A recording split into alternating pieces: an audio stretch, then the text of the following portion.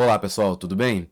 Olha só, graças a um ou outro vídeo que se tornou popular aqui no YouTube, essa questão, esse mito do painel treliçado acabou se difundindo bastante aqui no Brasil e se tornando para muitos assim um ponto pacífico, que não se discute.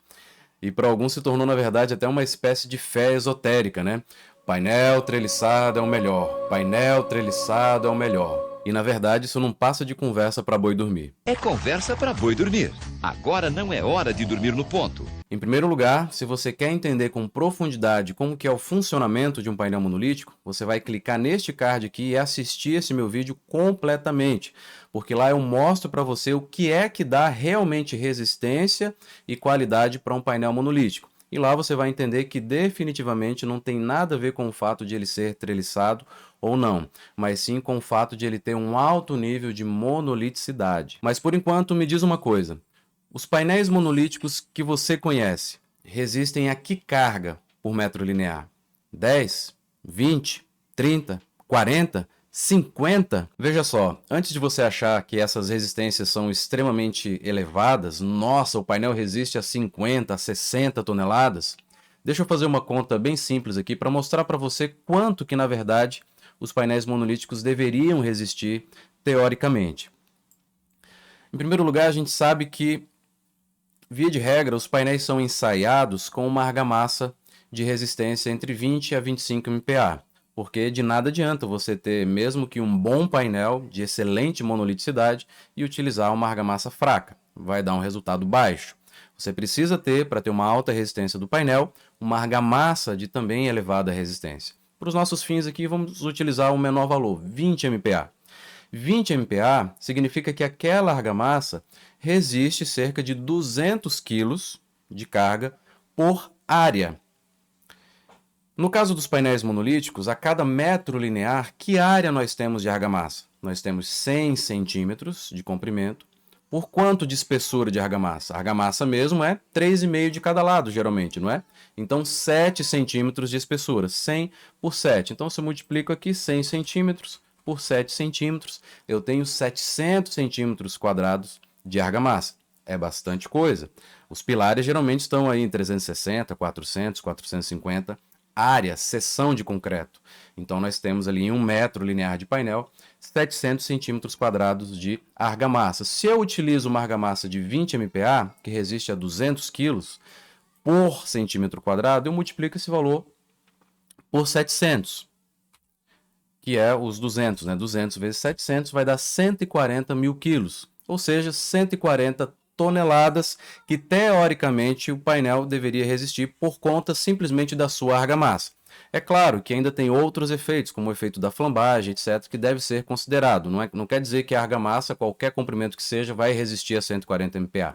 Não, esse é um valor teórico, um valor a priori de quanto ela deveria resistir num corpo de prova pequeno. 140 toneladas. Os melhores painéis monolíticos do mercado, a melhor tecnologia de painel monolítico, como eu já tenho falado aqui no meu canal, nesse outro vídeo aqui eu falei também quais os melhores painéis do mercado, assista lá, lá eu mostro os tipos de tecnologias existentes de painel monolítico no Brasil, não vou entrar nesse mérito aqui, mas os melhores painéis monolíticos do mercado, eles se aproximam sim dessa resistência aqui. Apesar de haver os efeitos ali de flambagem, por exemplo, dessa argamassa, você tem ao longo de toda a argamassa a tela estruturando e travando ao longo de toda a sua altura. Então faz reduzir o efeito da flambagem e fazer com que os painéis tenham sim uma resistência próxima a 140 toneladas. Alguns chegam a 120, 130 toneladas, não chega exatamente a 140 porque não existe essa monoliticidade perfeita, 100%. Existe essa proximidade o máximo possível da resistência teórica, resistência da argamassa. Então, o painel que resiste a 10 toneladas somente por metro, ele está muito longe disso. 20, 30, 40, ele está muito longe dessa resistência teórica. Por que está tão longe assim?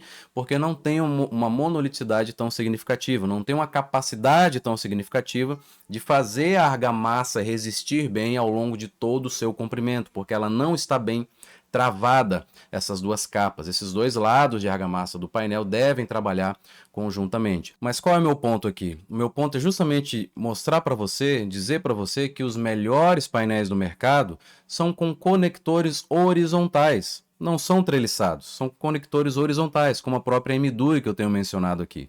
Algumas pessoas me perguntam se eu tenho algum patrocínio, alguma coisa da MDUI. Não recebo nada da MDUI. Inclusive a MDUI nem vende painel, então né, não contribui muito nesse sentido, mas é porque de fato é a referência que a gente tem de painel monolítico no mercado hoje. A MDUI é com conectores horizontais e se aproxima muito dessa resistência teórica aqui. Se você olhar os painéis monolíticos treliçados, daqui a pouco eu vou mostrar que é treliçado nada, mas se você pega os painéis treliçados no Brasil, nenhum deles ultrapassa ali as 50 ou 60 toneladas de resistência por metro linear, quando o painel da MDUI resiste o dobro, mais do que o dobro do que isso. Então, se você pegar o melhor painel do mercado, ele não chega nem a metade da resistência do painel MDUI, que é feito com conectores horizontais, deixando muito claro de que essa questão de que painel treliçado é mais resistente não passa de um mito. Outra questão importante relacionada a esse mito é o seguinte: nem existe, repito, não existe painel treliçado no Brasil. Como assim, Gabriel? Sim, isso mesmo, não existe painel treliçado no Brasil. Curioso que quem defende a utilização de painéis monolíticos treliçados, na verdade, nem está usando um painel treliçado.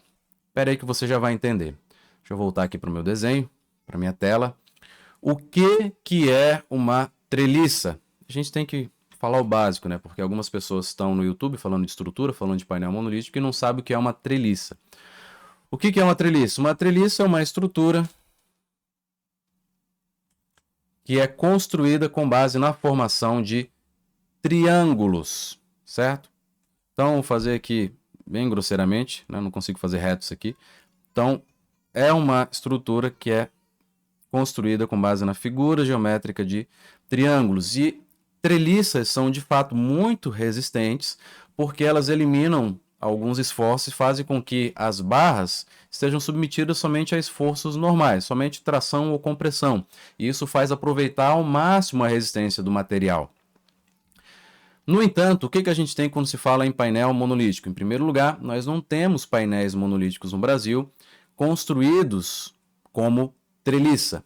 Quais são os painéis mais comuns ou os dois tipos principais que a gente tem no Brasil? São os seguintes. Esse aqui é um tipo de painel que ele é feito com conectores na diagonal, porém não são treliçados. Então você pode ver aqui, por exemplo, nesse corte aqui onde foi derretido, todos os conectores estão inclinados para cima. Isso aqui não forma triângulo, não forma nada nem próximo de uma treliça, são todos virados para cima. Lá atrás você tem os conectores virados para baixo. Então se você olhar esse painel em corte, você vai ter, ou melhor, você vai ver um X, certo? Como eu estou fazendo aqui com as canetas. Mas não é um X, é isso daqui, ó. Eles não formam a figura do triângulo, eles são X espaçados, conectores espaçados. Não é uma treliça, são conectores diagonais? Sim, são diagonais, mas não formam uma estrutura treliçada e, portanto, não usufruem desse desempenho, dessa eficiência que uma estrutura treliçada proporciona. Então, apesar de ele parecer X, ele não é X e não forma nenhum tipo de triângulo. Um outro painel bastante comum de ver no Brasil é esse painel aqui também, que apesar de ele ter inclinação, um conector inclinado para cima, outro inclinado para baixo, outro inclinado para cima, né? Deixa eu voltar aqui no meu desenho, ó. O primeiro faz o seguinte. O primeiro painel tem aqui a malha. Ele parece formar X, mas na verdade não forma. Então, de maneira nenhuma isso aqui é treliçado, muito longe disso. E o outro mais comum, que também aparece bastante, ele é assim, você tem um para cima, outro aqui para baixo. Para cima, para baixo. Isso aqui não é triângulo. Até onde eu sei, isso aqui forma uma figura de trapézio. Isso é geometria básica. Isso é trapézio, isso não é triângulo. Ah, mas parece chegar perto de um triângulo. Não, faz uma treliça estrutural metálica e coloca trapézio lá para ver se vai funcionar. Não vai. Treliça é triângulo, muda completamente a distribuição dos esforços e perde completamente a eficiência se não estiverem as barras, as diagonais, ligadas no seu ponto, no ponto da anterior, né? Gerando aqui as famosas rótulas estruturais. Tem que haver essa continuidade. Um painel treliçado existe, tá? Mas no Brasil não, mas existe, mundo afora, ele tem a continuidade entre os conectores, que é o que não tem no Brasil, e mesmo aqueles que defendem ferrenhamente a utilização de painel treliçado, nem eles mesmos utilizam painel treliçado, estão achando que o painel que utilizam, sendo desse primeiro caso aqui ou do segundo, são treliçados, e não são coisa nenhuma. Então vamos lá. Em primeiro lugar, nós vimos que ser treliçado não garante resistência, e que isso é um mito. Em segundo lugar, nós vimos que nem tem painel treliçado no Brasil. E em terceiro e último lugar, eu quero te dizer que nem faz sentido teórico, estrutural, nem prático, afirmar que o painel treliçado é mais resistente. Por quê? Veja só. Um painel de EPS falha por flexo-compressão, semelhante ao que acontece com os pilares, porque essa é a comparação certa. Você não fica comparando o painel monolítico com viga, mas sim painel monolítico com o pilar.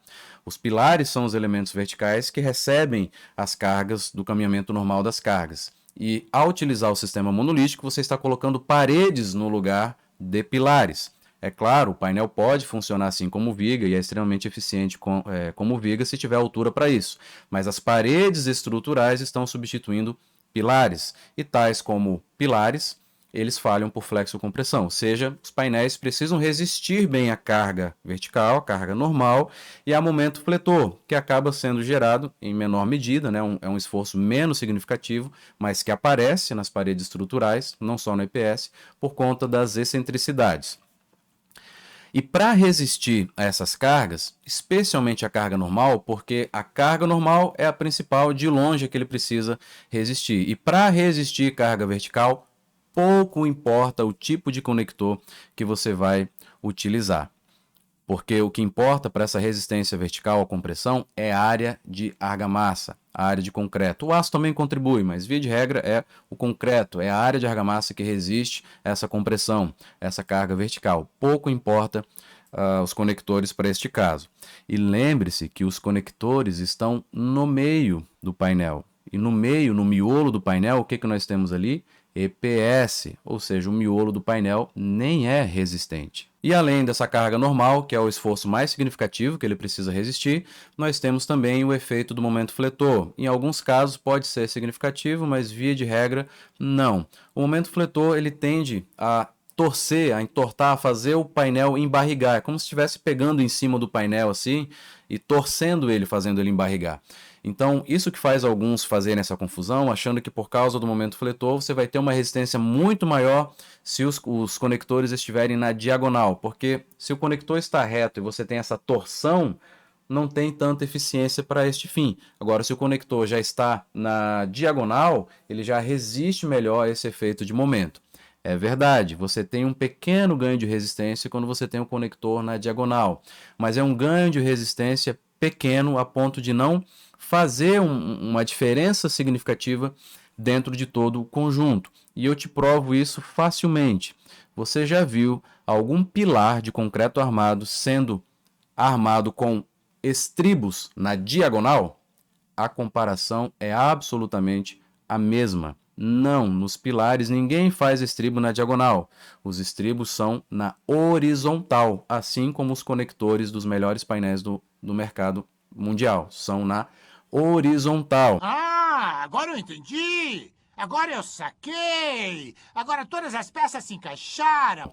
Sim, é possível, é feito em alguns casos estribo na diagonal, para casos muito específicos nos pilares, né? Estou falando de pilar de concreto armado, mas é muito raro ver. Por quê? Porque o ganho de resistência ao colocar um estribo na diagonal não é tão significativo. Então, via de regra, não vale a pena o custo-benefício. Isso porque, ao colocar o estribo na diagonal, você vai aumentar um pouquinho somente a resistência ao momento fletor, que por si só já é um esforço pequeno, seja para um pilar ou para um painel monolítico. Mas olha só, não estou aqui falando mal de painel treliçado ou de painéis quase treliçados, né, como o pessoal tem dito. O meu ponto é só esclarecer para você que só o fato de um painel ser treliçado ou não lhe garante resistência nem qualidade. Você precisa avaliar todos os outros critérios de qualidade e durabilidade. Não caia nesse mito de que é treliçado, é mais resistente. Painel bom é painel treliçado. Não, negativo. É mesmo, é? Então, resumindo, para facilitar para você, deixar tudo sucinto para ficar mais fácil de lembrar, ser treliçado não garante resistência, foi a primeira coisa que nós vimos. E você pode ter painéis no mercado treliçados bons e painéis treliçados ruins. Você também pode ter bons painéis com conectores horizontais e péssimos painéis com conectores horizontais. Em segundo lugar, nós vimos que nem existe painel treliçado no Brasil. E se existisse, ele não seria o melhor simplesmente por ser treliçado. E por último, em terceiro lugar, eu mostrei que nem em teoria e nem na prática os conectores diagonais seriam sempre a melhor escolha. Legal! Bem louco! Eu espero ter sido claro e ajudado você nessa questão e livrado você de cair em mais uma das ladainhas do EPS que rolam no Brasil. Ladainhas do EPS, gostei dessa, você gostou? Eu acho que eu vou criar uma série, as ladainhas do EPS. Se você gostou do vídeo, curte aí para ajudar o canal a crescer, se você valoriza aqui o meu conteúdo. Compartilha com seus amigos também para ajudá-los. Se você não é inscrito, se inscreva aqui no canal, ativa as notificações e até o próximo vídeo.